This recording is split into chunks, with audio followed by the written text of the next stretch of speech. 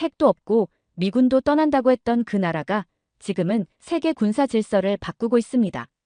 처음엔 믿지 않았습니다. 한국이라는 나라는 그저 중국과 일본 사이에 낀 분단국 정도로만 생각했기 때문입니다.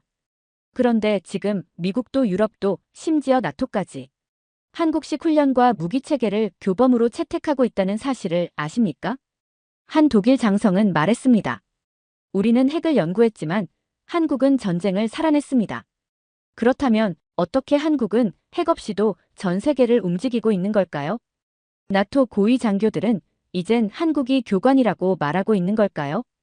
그리고 대만 전쟁이 터지면 왜 한국이 가장 먼저 움직인다고 미국 전략 문서에 명시되어 있는 걸까요? 대체 무슨 사연인지 오늘 사연 바로 시작하겠습니다. 저는 엘리엇 슈레더라고 합니다. 미국 인도태평양 사령부에서 전략 분석을 전담했던 민간 파트너 출신이죠. 사실 5년 전까지만 해도 저는 한국에 대해 특별한 인식을 가지고 있지 않았습니다. 딱 한마디로 요약하자면 중국과 일본 사이에 낀 작은 나라였죠. 국제전략회의에서 한반도는 늘 북핵 문제가 아니면 주한미군 부담 같은 피곤한 이슈로 다뤄졌고 저 역시 그런 프레임에서 크게 벗어나지 않았습니다. 그날도 마찬가지였습니다. 하와이 호놀룰루에 있는 사령부 회의실. 형광등 불빛이 바짝 말라가는 제 커피보다 더 건조하게 느껴졌어요. 오늘 주제는 대만 유사시 연합군 기동전력 이동 경로입니다. 회의는 늘 그렇듯 딱딱했죠. 스크린 앞에선 국방대 소속 분석관이 PPT를 넘기고 있었습니다. 그 순간 한 장의 이미지가 제 눈을 붙잡았습니다.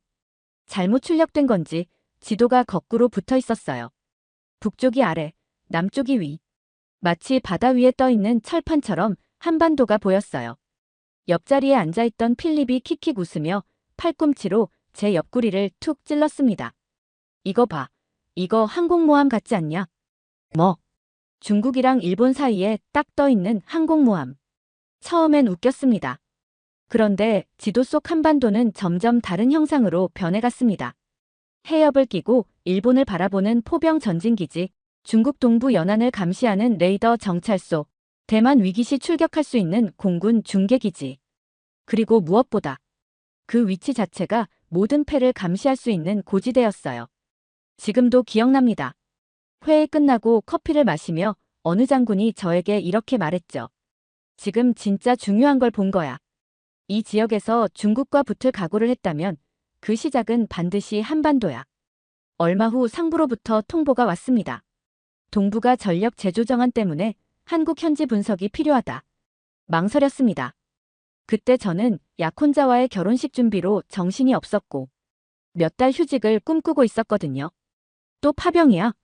그녀가 말했을 때 저는 대답을 못했습니다. 이건 군사 출장 이상의 의미가 있었어요. 비행기 바퀴가 인천공항 활주로에 닿을 때까지도 긴가민가한 상태였습니다. 한국에 대해 많은 브리핑을 들었지만 막상 발을 디딘 현실은 어딘가 익숙한 동북아 도시들과 다를 게 없었어요. 자동문, 전광판, 정장 차림의 사람들, 어느 나라든 있을 법한 공항 풍경. 처음 며칠간은 한미연합사와 국방부 산하의 협조하에 군사시설과 시스템 견학 일정을 소화했습니다. 그런데 그중 가장 충격적인 건 다름 아닌 예비군 훈련장이었습니다. 그날은 평일 오전이었고 저는 경기도 모처에 위치한 예비군 동원훈련장에 있었습니다. 버스를 타고 모여든 남성들. 이 사람들 직장 안 가나요? 옆에 있던 한국 장교에게 조심스레 물었습니다. 그는 웃으며 말했어요. 연차 내고 오는 분들도 있고요. 동원령 떨어지면 24시간 안에 출동 가능한 준비를 갖추고 계신 분들이죠. 미국에도 예비군 제도가 있긴 합니다. 하지만 이렇게까지 실전처럼 체계적으로 그리고 일상 깊숙이 뿌리내린 예비군 문화는 처음 봤습니다. 미국의 예비군은 대부분 자발적으로 입대한 직업군인이고 월 1회 주말 훈련, 연 2주 집중훈련 정도가 일반적이거든요. 그런데 이곳 한국에선 회사원도 택배기사도 식당 사장님도 모두가 어느 순간 군인이 됩니다.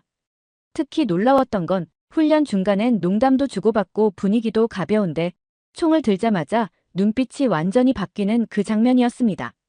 전쟁이 멀리 있는 개념이 아니라 그들에겐 언제든 다시 시작될 수 있는 현실이라는 걸. 그 짧은 순간에 느낄 수 있었어요. 북한 때문인가요? 그건 시작일 뿐이죠. 이제는 중국도, 러시아도 다 가정에 넣고 움직입니다.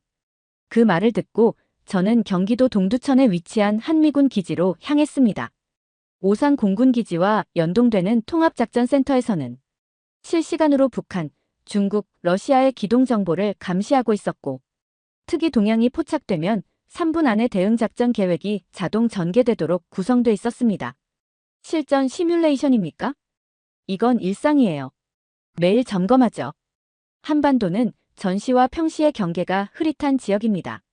그 말을 듣고 머릿속에서 그동안 가볍게 넘겼던 수많은 한국 관련 보고서들이 떠올랐고 그 문장들이 이제야 의미를 갖기 시작했어요. 상시 대비 태세, 실시간 전개 시뮬레이션, 다중 접경 방어 전략. 이 모든 단어들은 실제로 지금도 작동하고 있었습니다. 그리고 마침내 저는 충청남도 계룡시에 있는 계룡대 합동참모본부를 방문하게 되었습니다. 거기서 저는 인생을 바꾸는 한 장면을 목격했죠. 현역 장교 3명이 대형 스크린 앞에서 중국이 대만을 침공할 경우라는 가상 시나리오에 따라 한반도 북부에서 일어날 국지전, 주한미군의 이동 경로, 그리고 일본과의 연계 작전까지 검토하고 있었어요. 이건 미국 작전회의 아닙니까? 한국군 내부 전시 토론입니다. 우리는 미국 없이도 시나리오를 세웁니다. 그 순간 깨달았습니다. 이 나라는 의존의 군대가 아니라 설계하는 군대였어요. 주한미군이 존재하지만 그건 협력이지 종속이 아니었습니다. 한미연합사조차 한국 장군이 부사령관으로 작전을 주도하고 있었고 정보, 통신, 방공체계는 거의 완전히 자립된 수준이었습니다. 그리고 제가 들은 마지막 한마디. 우리는 누구보다 전쟁을 싫어합니다. 하지만 누구보다 전쟁을 가까이에서 보고 있죠. 그 말을 들은 저는 회의실 복도에 앉아 한참을 말없이 있었습니다. 누가 시키지도 않았는데 제 손이 노트를 꺼내 이 문장을 적고 있더군요. 전쟁을 준비하는 평화국가. 그게 지금 제 앞에 있습니다. 그리고 이 나라는 전쟁을 상상으로 연습하는 게 아니라 현실로 예행 연습하고 있습니다. 그날 밤 저는 호텔방에서 종이컵에 탄 커피를 마시며 계속 지도를 들여다보고 있었습니다. 침대 위에 펼쳐진 건 한국이 아니라 동북아 전쟁 시나리오였죠. 대만 해협을 중심으로 중국과 미국이 충돌했을 때 누가 먼저 움직이고 누가 어디로 밀려날 것인가. 미국의 전략 문서에선 그 시점을 선택할 수 있는 마지막 해라고 표현합니다. 중국이 내리막을 타기 전 마지막으로 군사력을 동원해 대만을 흡수할 수 있다고 보는 시점. 엘리엇. 연락을 걸어온 건 미국 본부의 동료 필립이었습니다. 혹시 너도 들었어? 브룬슨 사령관 인터뷰. 아, 한국은 가라앉지 않는 항공모함이라는 말. 그거. 요즘 펜타곤 내부에서 그 표현이 너무 많이 돌아다녀. 실제로는 한국이 전면 기동은 안 하겠지만 전선의 중심이 될 거라는 얘기야. 그 대화 이후 진지하게 계산하기 시작했습니다. 한국은 과연 후방기지인가 아니면 전방어부인가?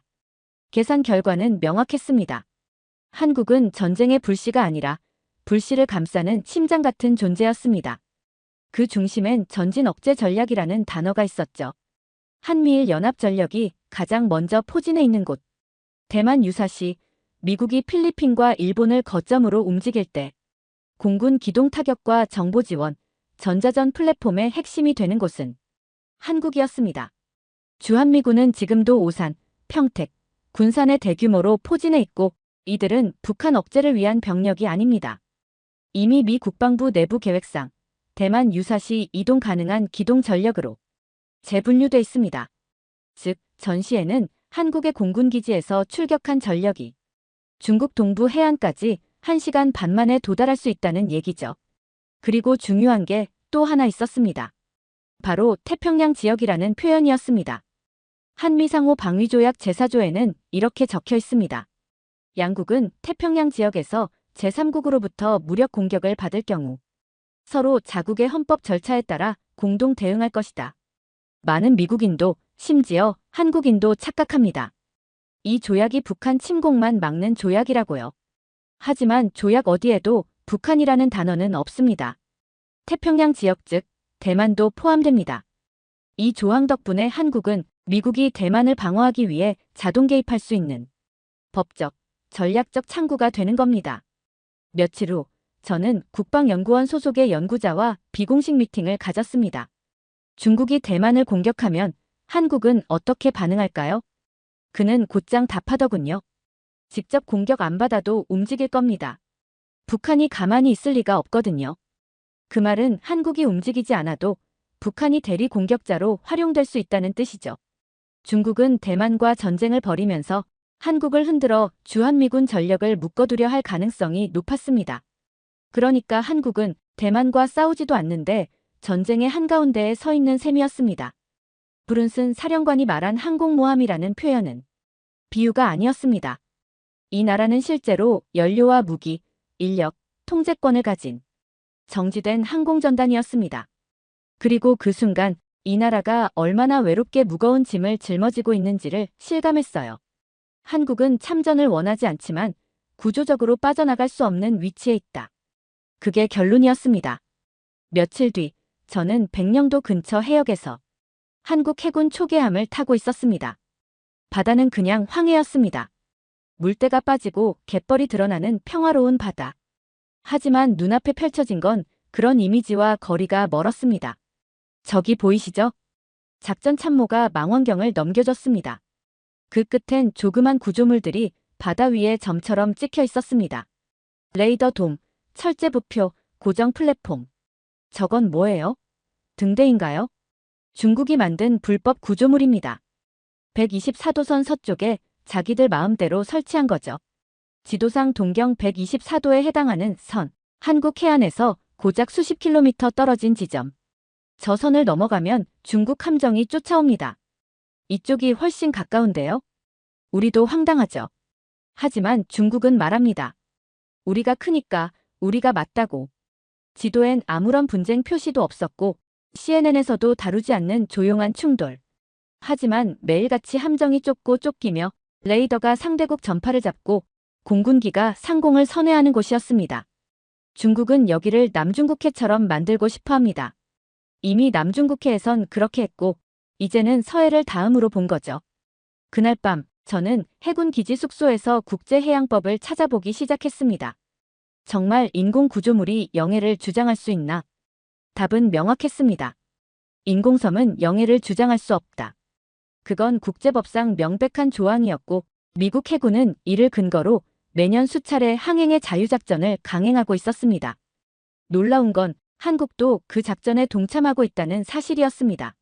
미국과의 공동작전 외에도 독자적으로 서해 124도선을 넘어 중국의 주장에 정면으로 맞서는 항로를 계속 유지하고 있었어요. 우리가 포기하면 진짜 중국 바다 되는 겁니다. 작전 참모는 그렇게 말하더군요. 그때 저는 또 하나 깨달았습니다. 중국이 대만만 보는 게 아니라는 사실. 중국은 남중국해, 대만 해협, 그리고 서해까지 3방향에서 동시에 영향력을 넓히려 하고 있었고 그중 한국이 맞서고 있는 유일한 국가였습니다.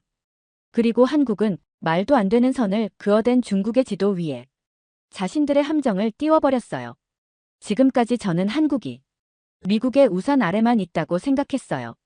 하지만 현실은 달랐습니다. 이 나라는 중국과 맞닿은 가장 첨예한 국가였고 말없이 매일 전쟁을 치르고 있었던 것이었죠. 그날 밤 일기장에 이렇게 썼습니다. 중국은 지도에 선을 그었고 한국은 그 위에 군함을 띄웠다. 여긴 지금 거대한 전선을 밀어내고 있는 마지막 방어선이다. 며칠 뒤 만난 한국 국방연구원 관계자가 건넨 말에 저는 귀를 의심했습니다.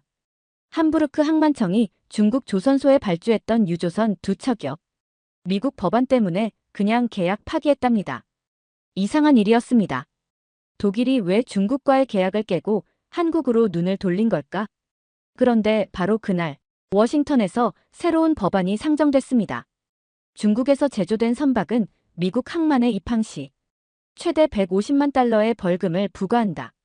그 배가 독일 깃발을 달았든 싱가포르에 등록됐든 상관없었어요. 선체가 중국제라는 이유만으로 미국에 들어갈 수 없는 배가 되어버린 겁니다. 그리고 전 세계가 동시에 반응했습니다. 미국 항만을 포기할 수 없는 해운사, 항만국, 수출국들이 하나둘씩 중국 조선소 대신 선택한 나라, 한국. 몇 주 뒤 거제도의 대형 조선소를 방문하게 됐습니다. 쉴 틈 없이 움직이는 크레인, 거대한 블록을 맞춰가며 수백 미터 길이의 함체를 조립하는 작업자들, 그리고 군복 대신 조선 복장을 입고도 작전처럼 움직이는 기술자들. 이거 군함인가요? 민간용 유조선입니다. 민간용이지만 전자방해 대응 장비, 위성통신, 무장전환용 격실까지 옵션으로 붙어요. 이 정도면 거의 해상방어선 수준 아닌가요? 경제 물류선도 전장이고 거기 붙는 기술도 무기입니다. 수출 항로를 확보하는 자가 패권을 지배한다는 진리. 그리고 지금 그 보급선을 전 세계가 한국에게 맡기고 있는 셈이었죠. 특히 놀라웠던 건 미국 해군이 한국 조선소의 함정 수리까지 맡기고 있다는 사실이었어요. 실제로 미국이 최근 맡긴 보급함은 80여 군데 문제가 있다고 보고서에 적혀 있었는데 한국 기술자들이 그걸 뜯어보니 200곳 이상에서 결함이 발견됐고 그 자리에서 전부 고쳐냈다고 합니다. 이런 나라 본 적 있습니까? 조선소 현장에서 만난 한 연구원은 그렇게 말하더군요. 전 세계가 싸우고 있는데 우린 그 틈에서 전쟁 준비도 보급도 기술 공급도 다 해내고 있어요. 그 말에 말문이 막혔습니다. 정확히 그거였어요. 한국은 전쟁의 선두에 나서진 않았지만 전선의 판 자체를 바꾸는 핵심 플레이어였습니다. 총 한 방 쏘지 않고 대만 해협에도 직접 개입하지 않았는데 세계의 항로, 무기, 함정, 정보 전개에서 가장 먼저 찾는 나라가 되어버린 것. 실제로 2024년 기준 전 세계 선박 발주량에서 한국은 55%를 차지했고 세계 최대 LNG선, 유조선, 초대형 컨테이너선은 거의 전부 한국산입니다. 게다가 한국은 전기 추진 시스템, 수소연료, 스텔스 군함 기술까지 확보하며 군수 보급형 조선소가 아니라 해양 전략의 설계자로 올라선 상태였습니다. 워싱턴으로 복귀했습니다. 보고서를 제출하고 한 달간 정리 기간을 가지면서도 머릿속에서 한국은 쉽게 떠나지 않았어요. 처음엔 기지에 불과하다고 생각했던 나라가 실제론 세계 해양 전략을 뒤흔드는 플랫폼이라는 사실이 계속 머릿속에 남았거든요. 뜻밖에도 몇 달 뒤 한미연합 군사협력 워킹그룹의 요청으로 다시 한번 한국 출장을 떠나게 되었습니다. 이번엔 조금 더 깊은 기술 영역과 정책 설계에 접근할 수 있는 기회였고 그 첫 일정으로 한국 국방부의 관계자를 만난 자리에서 이 질문을 꺼냈습니다. 한국은 핵무기가 없잖아요. 그럼에도 불구하고 군사 강국으로 분류된다는 게 좀 의아합니다. 제가 그렇게 묻자 한국 국방부 관계자는 조용히 웃더니 한마디 했습니다. 우리는 핵이 아니라 시스템으로 방어합니다. 핵이 없는데 강하다. 어딘가 논리적으로 맞지 않는 말 같았습니다. 하지만 곧 저는 그 문장의 무게를 직접 체감하게 됐습니다. 그 계기는 의외로 민간 전시회에서 찾아왔습니다. 서울방산 전시회. 이 행사에는 전 세계 60여 개국의 대표단이 참가했고 한국은 주최국이자 최대 공급자였죠. 처음엔 흔한 무기 홍보 행사쯤으로 생각했습니다. 그런데 전시장 한쪽에서 드론과 연동된 포병 자동화 시스템을 시연하는 장면을 보고 얼어붙었습니다. 타깃을 실시간 인식하고 포문을 스스로 조정하며 장전, 사격, 관측이 30초 안에 끝났습니다. 이게 K9 자주포 기반의 확장형이야. 옆에 있던 기술자가 말했죠. 대만, 호주, 폴란드, 핀란드, 이집트. 벌써 수출됐고 실전에서 검증도 끝났어요. 한국이 만든 자주포. 그 이름은 이제 세계 포병 전력의 표준 플랫폼이 되어가고 있었습니다. 그러나 더 놀라운 건 그 옆에 전시된 시스템이었습니다. 120km 이상을 날아가 지정된 좌표를 오차없이 명중시키는 다연장 로켓 시스템. 사격 후 3분 내 재배치 가능. 사거리만 놓고 보면 일부 전술핵보다 정확하고 빠른 무기였죠. 이건 사실상 비핵 전략 무기예요. 비핵 전략 무기요? 핵 대신 적의 주요 거점을 정밀 타격할 수 있는 전력. 우리는 그걸 수백 기 이상 실전 배치까지 끝냈습니다. 소름이 돋았습니다. 그들은 핵이 없다는 걸 제약으로 여기지 않았어요.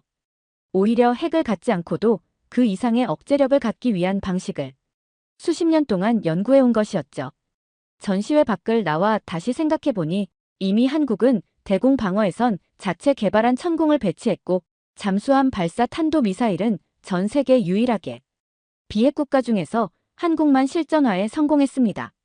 심지어 아이언돔과 유사한 요격 체계도 개발 중이었고 이를 지상통합 전장망과 연계해 정보, 사격, 지휘가 하나로 통합된 체계를 구현하고 있었어요. 핵 대신 시스템, 강대국 대신 속도, 의존 대신 자립. 한국은 그 모든 선택에서 자기만의 길을 가고 있었던 겁니다.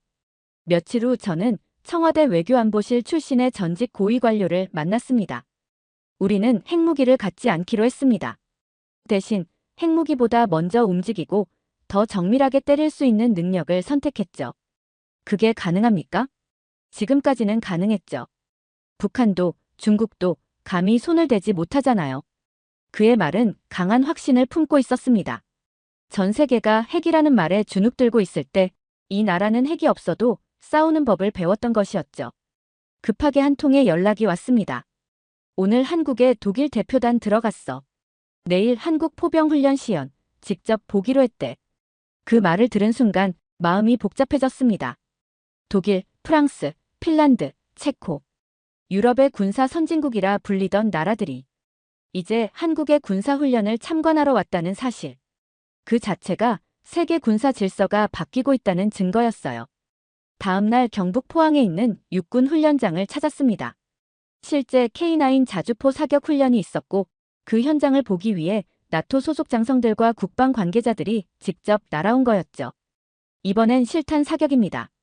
실제 전시 상황을 가정한 일제 사격입니다. 한국군 장교가 설명을 마치자 거대한 철제 몸체가 흔들리고 포신에서 굉음이 터져 나왔습니다. 한 번에 수십 발. 관측 드론이 상공을 돌고 전후 전개를 위한 재배치까지 단 3분. 사격 후 포문은 재차 닫히고 장갑차는 이동을 시작했어요. 말도 안 돼. 3분 안에 다시 진영을 바꿨어. 옆에 있던 폴란드 군인이 중얼거리더군요. 저는 나토 본부에서도 전략 문서를 정리한 적이 있습니다. 그런데 최근 1년 2년 사이 이상한 일이 벌어졌어요. 나토의 전술 매뉴얼에서 한국 사례가 점점 많이 등장하기 시작한 겁니다. 이전까지만 해도 미국, 영국, 독일의 전력이 중심이었는데 이제는 한국의 포병 운용 사례, 한미연합작전의 유연성, 예비군과 민간 전력의 통합 대응 같은 항목이 주요 사례로 채택되고 있었어요. 그 이유는 간단했습니다. 실전 대응 능력. 한국은 전력만 많은 나라가 아니었습니다. 전시 상황을 가정하는 게 아니라 매일 그것을 현실처럼 훈련하는 나라였죠. 유럽 국가들이 한국을 배우고 싶어 한 건 전쟁을 잘해서가 아니라 전쟁을 일상처럼 준비하는 그 방식 때문이었습니다. 폴란드는 K9을 도입하며 한국군 훈련 교관을 직접 초청했고 호주는 한국군 시스템 전술을 자체 교범에 반영했습니다. 최근에는 핀란드와 노르웨이도 한국식 탄약 배분 체계, 부대 간 통신 시스템을 벤치마킹하고 있었어요. 한 유럽 장교는 말했습니다. 미국은 위에서 아래로 명령을 내리는 구조지만 한국은 현장 부대의 판단을 믿고 움직입니다. 우리에게 필요한 건 그 유연성이에요. 그 말은 정확했습니다. 한국의 군대는 규모보다 속도에 집중하고 있었고 훈련 강도보다는 전개 능력과 기동 시간에 집착하듯 집중하고 있었죠. 그리고 그 성과는 숫자로 증명되고 있었습니다. 2024년 기준 K9 자주포는 이미 9개국에 수출되었고 천무 다연장 로켓은 중동 국가들이 군 현대화의 핵심 자산으로 고려 중입니다.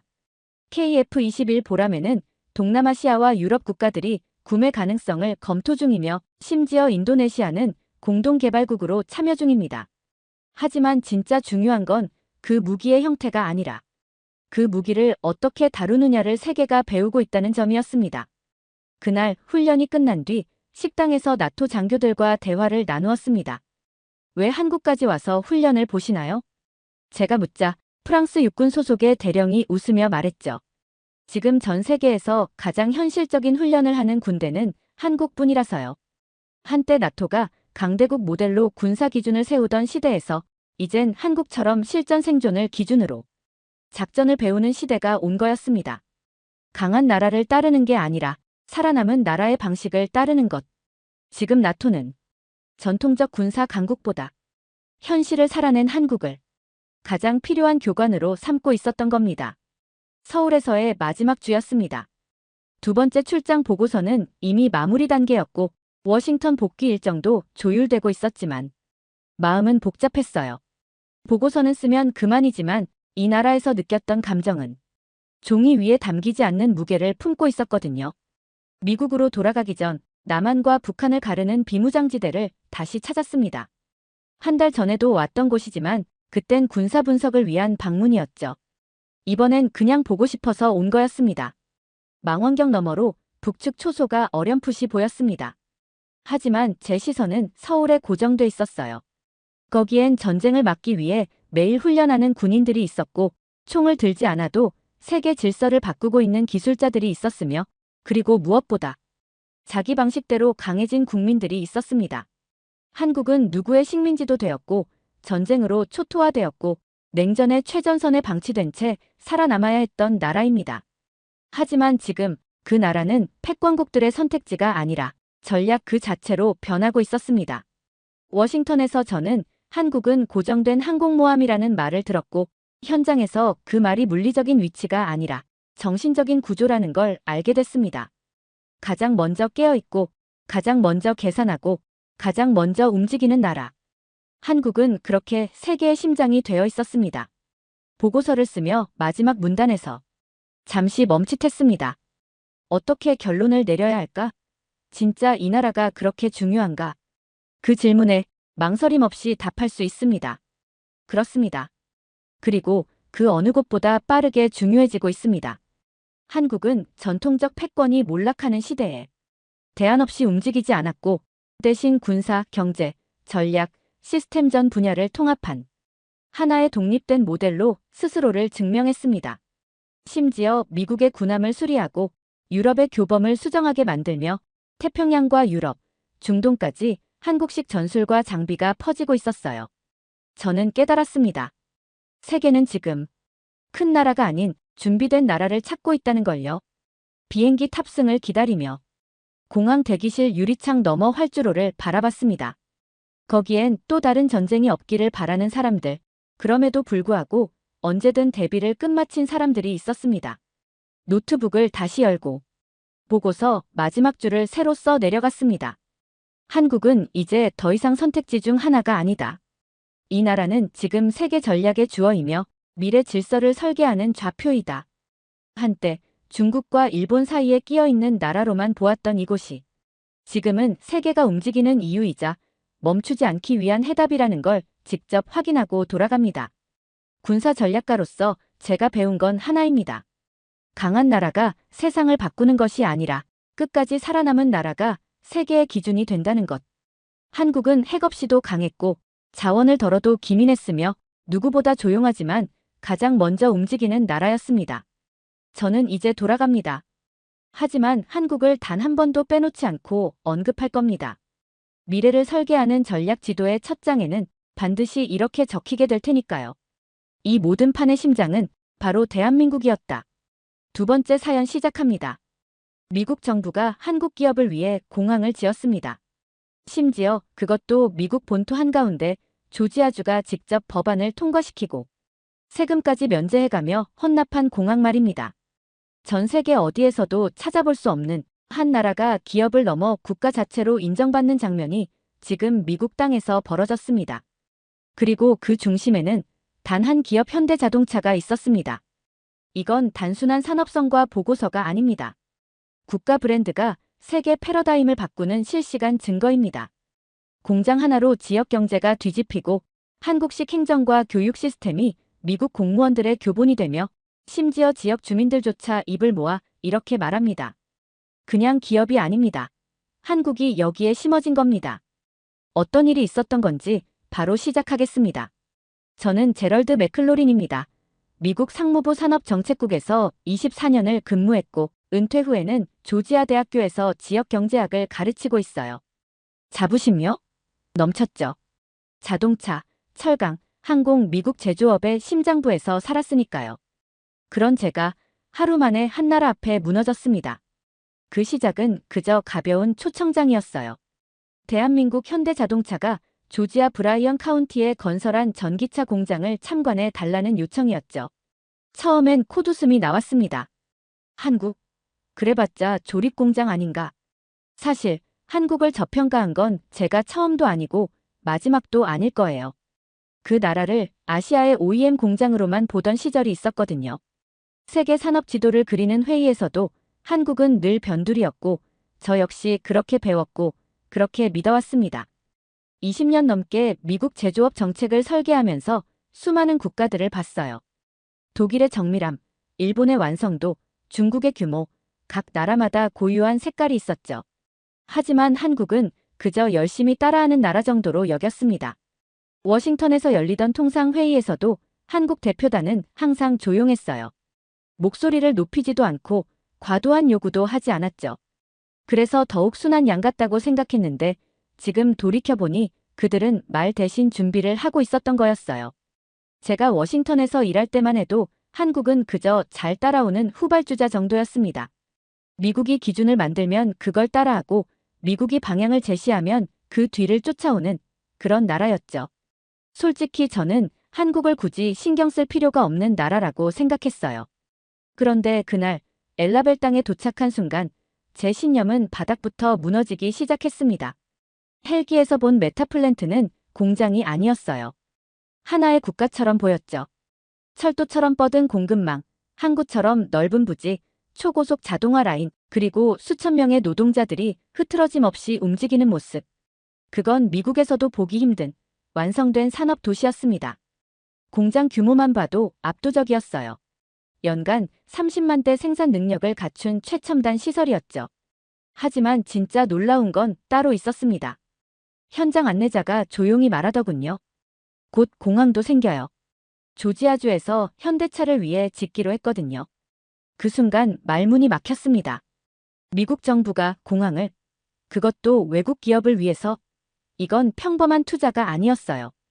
이건 하나의 국가가 또 다른 국가에게 존경을 표한 사건이었습니다. 현대자동차 정문 앞에서 한참 동안 아무 말도 할 수 없었어요. 직업상 수많은 산업 현장을 봐왔죠. 디트로이트의 전설적인 공장지대, 독일의 인더스트리 4.0 현장, 일본 도요타의 스마트 팩토리까지. 하지만 이건 뭐랄까요? 압도라는 단어로도 부족했습니다. 본관 로비에 들어서자마자 느꼈어요. 이 공장은 이윤이 아니라 정체성을 위해 설계되었다는 걸요. 벽면에는 코리안 투 더 월드라는 글귀가 새겨져 있었고 그 아래에 미국과 한국 양국의 노동자들이 함께 서 있는 대형 사진이 걸려 있었습니다. 제가 현장 책임자에게 물었어요. 왜 이곳에 이렇게까지 많은 걸 옮겨온 겁니까? 그는 아주 간단하게 말했어요. 미국 시장이 중요하니까요. 그런데 우리는 차량만을 팔고 싶지 않아요. 믿음을 남기고 싶어요.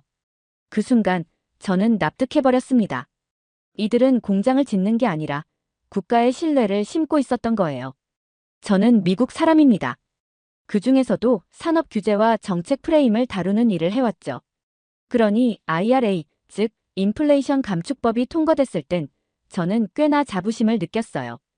이제 미국 안에서 만든 전기차만 보조금을 주겠다. 그거였거든요. 표면적으로는 기후 대응이었지만 본질은 산업 보호였죠. 미국 내 일자리를 지키고 미국 기업들에게 경쟁 우위를 주려는 전략이었어요.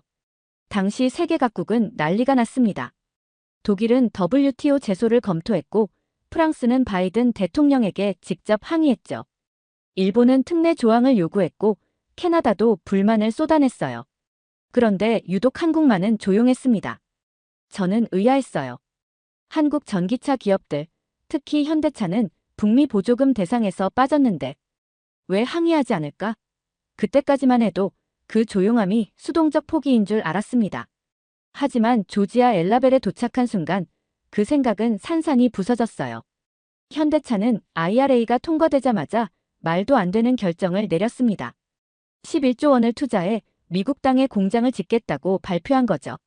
살아남기 위해선 아예 안으로 들어가야 한다는 식이었어요. 대부분의 기업들이 규제 탓을 하며 정부를 압박할 때 한국은 정부를 탓하지 않았습니다. 그냥 길을 바꿔버렸어요. 나중에 알게 됐죠. 이들은 IRA 발표 전부터 이미 미국 내 생산 기지를 준비하고 있었더라고요. 우리는 법을 막 만들고 있었는데 한국은 이미 공장 땅을 고르고 있었던 겁니다. 워싱턴 정가에서 20년 넘게 일하면서 느낀 건데 대부분의 국가들은 미국 정책에 대해 반응합니다. 항의하거나 협상하거나 아니면 포기하거나. 하지만 한국은 달랐어요. 예측하고 준비했습니다. 그때 느꼈어요. 이건 운이 아니라 준비였습니다. 미래를 예상한 게 아니라 위기를 상수로 설정한 시스템이었죠. 한국은 정부, 기업, 지방자치단체가 하나처럼 움직여요. 미국처럼 부서 간 충돌이나 예산 싸움이 거의 없대요. 그래서 불과 2년 만에 부지를 확보하고 수천 명을 고용하고 협력업체들을 유치해 메가 프로젝트를 완성시켜버린 겁니다. IRA는 세계 기업들에게 벽이었어요. 그런데 한국은 그 벽을 기회의 문으로 바꿨습니다. 어떤 기업은 울고 어떤 정부는 항의하고 어떤 나라는 포기했지만 한국만은 뚫었어요. 공장이 아무리 거대하고 화려해도 결국 그 안에서 움직이는 건 사람이에요. 그래서 며칠 뒤 관리자 대신 현장 노동자들을 직접 만나보기로 했습니다. 아무런 사전 통보도 없이 식당에서 점심을 먹고 있는 작업자들 틈에 조용히 앉았죠. 당신도 현대차에서 일하세요? 한 흑인 청년이 먼저 말을 걸어왔어요. 저는 고개를 끄덕이며 말했습니다. 예전엔 정부에서 일했고 지금은 이 프로젝트를 연구 중이에요. 그는 웃으며 이렇게 말하더군요. 아, 그럼 지금 우리가 얼마나 행복한지 제대로 봐두셔야겠네요. 처음엔 농담인 줄 알았어요. 그런데 한 명, 또 한 명, 말들이 이어질수록 저는 점점 무거운 감정에 사로잡혔습니다. 전 10년 동안 텍사스에서 트럭을 몰았어요.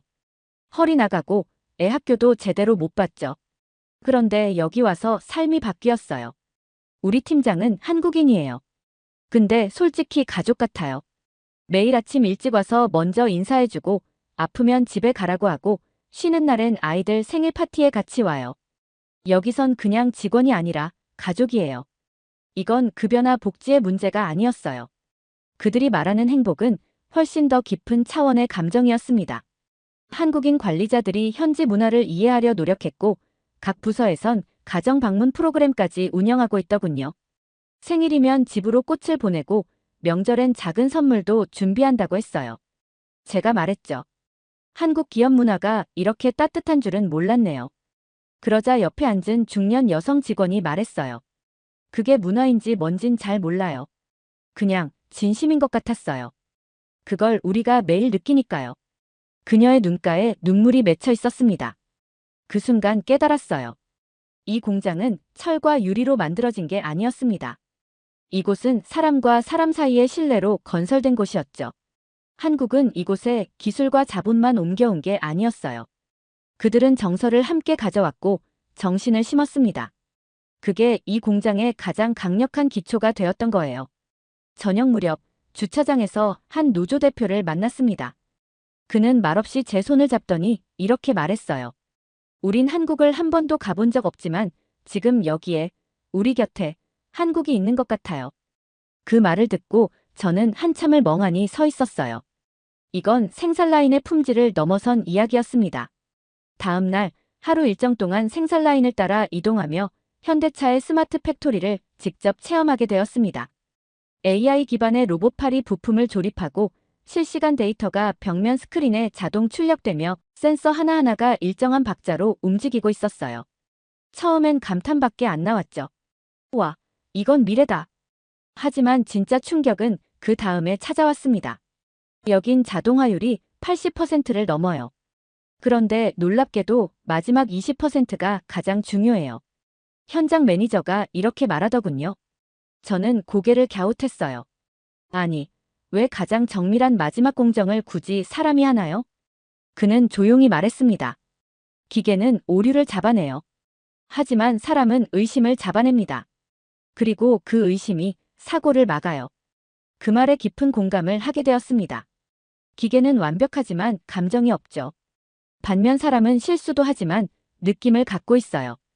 그들은 마지막 조립, 품질 테스트, 페인트 마감, 시동 테스트 같은 민감한 공정을 모두 사람의 손과 눈으로 처리하고 있었어요. 그리고 그 작업자들의 눈빛은 업무를 처리하는 게 아니었습니다. 그건 마치 자식의 마지막 온매무새를 다듬는 부모의 손길처럼 느껴졌어요.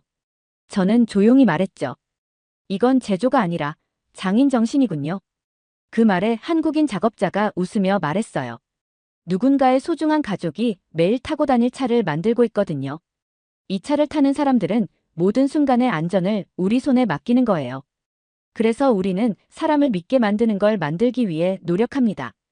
그 말을 듣고 지금껏 제가 배운 제조업 이론, 생산관리 전략, 효율성의 정석들이 이 짧은 한마디에 무너지는 느낌이 들었어요.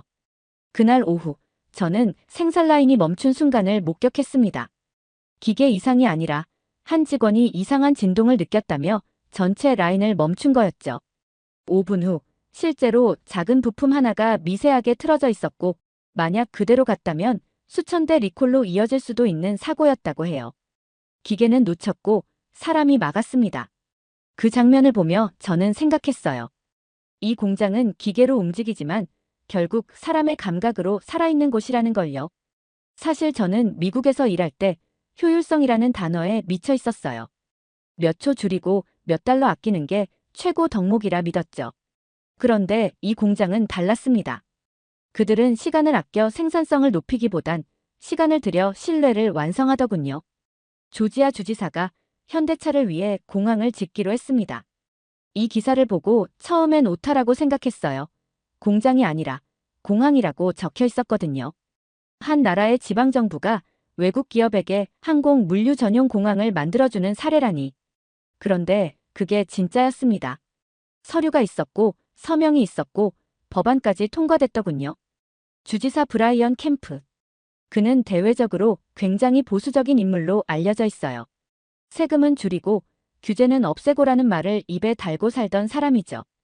그런데 그가 현대차를 위해 8천만 달러, 한화로 약 1,100억 원을 투입하겠다고 발표했습니다.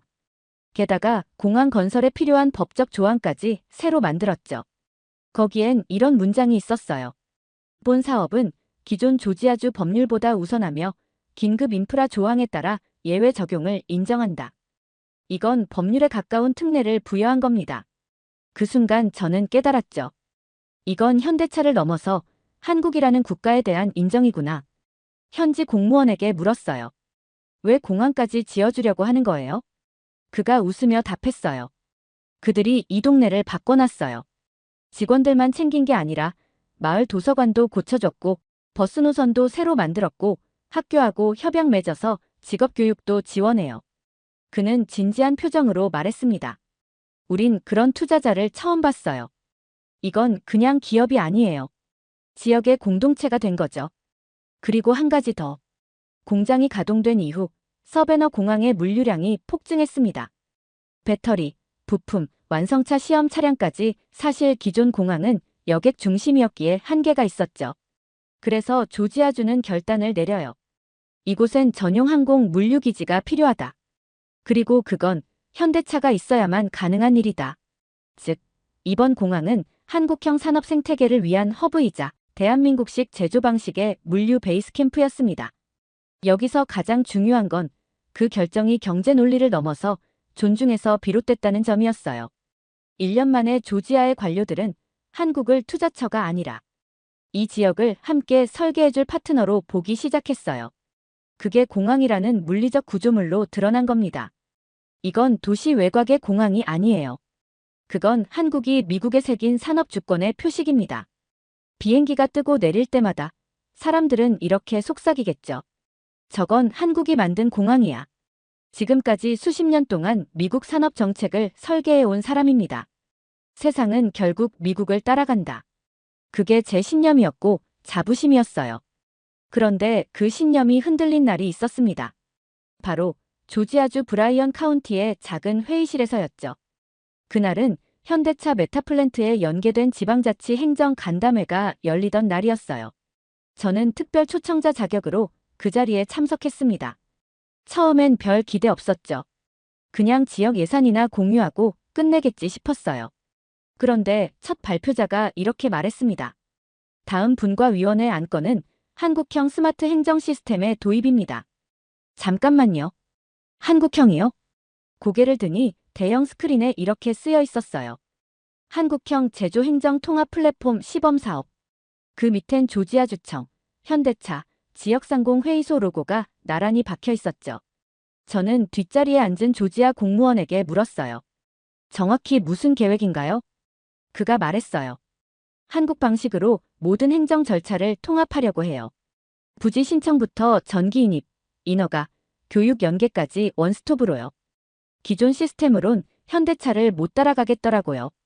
그 말에 저는 한동안 아무 말도 못했습니다. 이건 미국의 시스템이 한국에 수출되는 게 아니라 한국의 시스템이 미국을 바꾸고 있다는 뜻이었거든요. 회의가 계속되면서 학교 교육부 관계자가 발표를 이어갔어요. 현대차가 제안한 산학 인턴십 모델을 내년부터 공식 커리큘럼으로 채택하겠습니다. 산업 현장 중심의 교육 시스템, 현장 실습 중심의 기술학교, 기업과 학교 간 실시간 데이터 공유이건 제가 15년 전 한국 출장 때 파일럿 사례로만 보던 시스템이었어요. 그땐 솔직히 비웃었어요. 그렇게 사람을 키우면 경쟁력이 생기겠어. 그런데 지금 미국이 그 시스템을 도입하겠다고 합니다. 그리고 그 출발점이 바로 한국이라는 나라였어요. 브라이언 카운티 주민들의 생활 방식도 바뀌기 시작했어요. 한국에서 온 관리자들이 근무시간 준수 문화를 철저히 지켰고 그의 영향을 받아 현지 공무원들도 칼퇴를 실천하기 시작했죠. 일과 삶의 균형은 복지가 아니라 효율입니다. 이 말, 한국 부장급 직원이 한 말이에요. 그게 지역신문에 인용됐고 SNS에서 화제가 됐고 이젠 조지아주 슬로건처럼 쓰이고 있더군요. 불과 몇 년 전까지만 해도 미국은 한국을 부지런하지만 답답한 나라라고 말했어요. 그런데 지금은 그들이 한국을 닮고 싶어 해요. 왜냐고요? 한국은 절박함을 설계로 바꾸는 법을 알고 있었기 때문입니다. 우리는 시스템을 만들고 자랑했지만 그 안에서 사람이 죽어갔어요. 한국은 시스템을 늦게 만들었지만 그 안에 사람을 살게 했습니다. 그날 회의가 끝나고 나오는 길에 한 백인 여성 공무원이 제게 이런 말을 건넸어요. 우린 이제 한국에서 배워야 해요. 예전엔 우리가 선생이었지만 지금은 그들이 앞에 서 있네요. 그 순간 저는 제 평생의 신념을 조용히 접었습니다. 그리고 조용히 되뇌었죠. 미국이 한국을 따라가는 날이 오는구나. 메타플랜트를 빠져나오며 문득 뒤를 돌아봤습니다. 넓게 펼쳐진 부지, 날렵하게 솟은 조립동, 그리고 바쁘게 움직이는 수백 명의 노동자들. 언뜻 보기엔 그냥 하나의 잘 만든 공장처럼 보였죠. 하지만 제 눈엔 달랐어요. 이건 공장이 아니었습니다. 이건 새로운 질서였어요. 그날 오후, 저는 브라이언 카운티 시청 관계자와 인터뷰를 진행했습니다. 그가 말하더군요.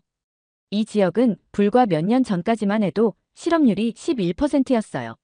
젊은이들이 다 도시로 떠났죠. 그런데 지금은요? 오히려 다른 도시에서 이주해 와요. 그 말을 듣고 저는 고개를 끄덕였어요. 현대차 메타플랜트는 일자리를 만든 게 아니었습니다. 지역을 재생시키고 사람들의 미래에 대한 감각을 되살렸던 거죠. 지역 교육청도 바뀌고 있었어요. 학생들을 위한 전기차 아카데미가 생겼고 공장 내 일부 공간은 청소년 직업 체험장으로 개방됐습니다.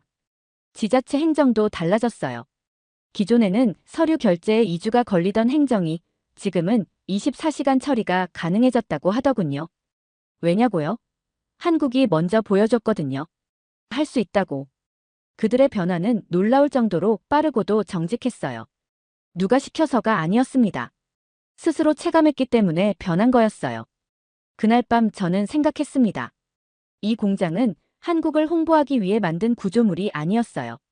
오히려 미국을 깨우는 거대한 거울이었습니다. 기술력? 맞아요. 속도? 인정해요. 하지만 진짜 본질은 그게 아니었습니다. 이 공장은 정신을 옮겨놓은 장소였어요. 협력사들을 모아 하나의 공동체를 만들고 지역 주민을 채용하며 그 가족을 함께 책임지고 이웃 학교와 병원을 품고 움직이는 이 거대한 구조는 기업이 아니라 한 사회였습니다. 그리고 저는 그 구조 속에서 미국이 잃어버린 걸 발견했어요. 함께 가는 법, 다시 일어서는 법, 그리고 어떻게 살아야 하는가에 대한 정답. 저는 어느 순간 메모장에 이런 문장을 적고 있었어요. 대한민국은 공장을 수출한 게 아니다. 살아있는 시스템을 옮긴 것이다. 그리고 그 시스템은 미국 사회의 심장을 건드리고 있다. 이곳의 변화는 지금도 진행 중이에요. 소상공인들이 몰려오고 교육 예산이 증가하고 부동산 개발이 다시 활기를 띠고 있습니다. 심지어 교회와 지역 예술단체도 현대차와 연계한 프로그램을 운영 중이죠. 누가 이런 걸 예상했을까요? 자동차를 생산하는 공장이 미국 사회의 틀을 바꾸고 있다는 걸요. 한국은 미국을 이기려 하지 않았어요. 대신 미국이 스스로 자신을 돌아보게 만들었습니다. 그리고 저는 이제 확신해요. 이 공장은 한국의 성공을 넘어 미국의 재건을 이끌 것이다. 미래에 누군가가 이곳을 다시 찾게 된다면 이렇게 말할지도 모르죠. 여기서부터 바뀌기 시작했다. 미국이 스스로를 다시 세우기 시작한 곳. 그동안 저는 강단에서 수없이 많은 국가 모델을 소개해왔습니다. 미국의 시장 개방 정책, 독일의 기술력 기반 제조 모델, 스웨덴의 복지 시스템. 그중 한국은 하나의 참고 사례에 불과했어요. 작고 밀집된 아시아 국가, 유교적 근면성과 정부주도 산업화로 성장했다는 식으로 요약됐죠. 하지만 지금 저는 그 모든 프레임을 걷어냈습니다. 그리고 새로이 한 문장을 남겼어요. 대한민국을 보라. 강의실 앞 단상에 섰을 때 수십 명의 젊은이들이 제 얼굴을 바라보고 있었습니다. 그들은 미국 조지아의 대학생들이었고 몇 명은 현대차 메타플랜트 인턴 출신이기도 했어요.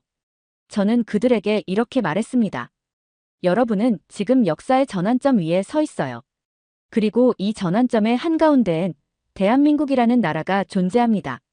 누군가 웃었어요. 그럴 수밖에 없었겠죠. 미국은 세계 최강국이라는 자부심이 있고 아시아의 나라를 모범으로 언급하는 일은 흔치 않으니까요. 하지만 그 미소를 정면으로 마주하며 조용히 말을 이었습니다. 한국은 우리와 경쟁하려 하지 않았어요. 대신 자신들이 할 수 있는 최선을 다했고 그게 우리에게 가장 큰 자극이 됐습니다. 이어 스크린에 사진을 띄웠어요. 브라이언 카운티 메타플랜트 전경.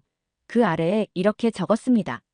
이건 공장이 아니라 하나의 국가 철학이다.